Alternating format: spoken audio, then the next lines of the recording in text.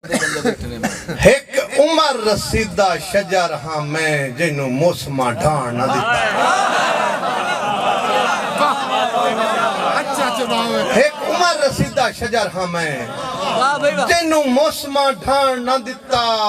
धुप हिजर दी हर शाख सुकाई चा सिर वक्त लुकान ना दिता। ते मैं भी पत्थरां नाल आबाद हुंदा। तकदीर इम्कान ना दिता। एक आबिद भुल के पखनू आया मेरे लगदियां बाण ना दिता। चेहरा मेरे हां ते रख चा धुप नू जट को छां ते रख चा।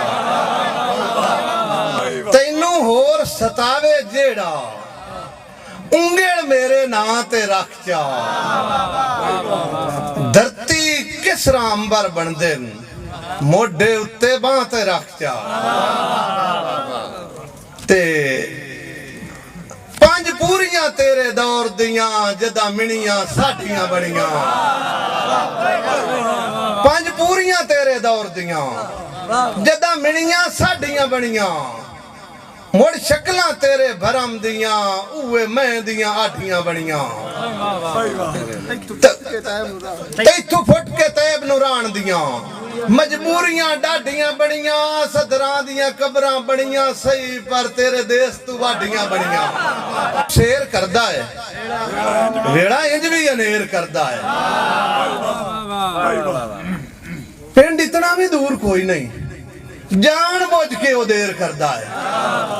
हस के दुखा नु जाल अमजद दुख तो बंदे दिलेर करदा है। और डिठे जागते वक़्त परस्तां दे हुंदे फर्जी चर्चे आम है। नहीं कदर खलूस दी कख जितनी हर सच दा ना बदनाम है। हर अवशर दी अख च दोगलापन हर मुस्बत सोच नीलाम है।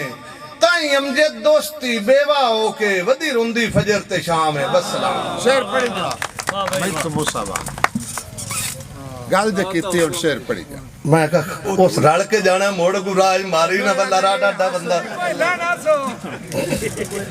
उंदा लफज पढ़ा की शेर पढ़ी जा। हाँ अगर सजना दा करना तो ना इंज करो कि मेरी हर एक ख्वाहिश ते जिंद वारोण मेरे दिल भर दा दस्तूर आ। मेरी हर एक ख्वाहिश ते जिंद वारोण मेरे दिल भर दा दस्तूर आ। मेरी कागज ते तस्वीर भी अमजद उंदी अख दे कान सरूर आ। जदा निखड़े आए ता पक होया है उंदा सिर्फ वफा मंशूर आ।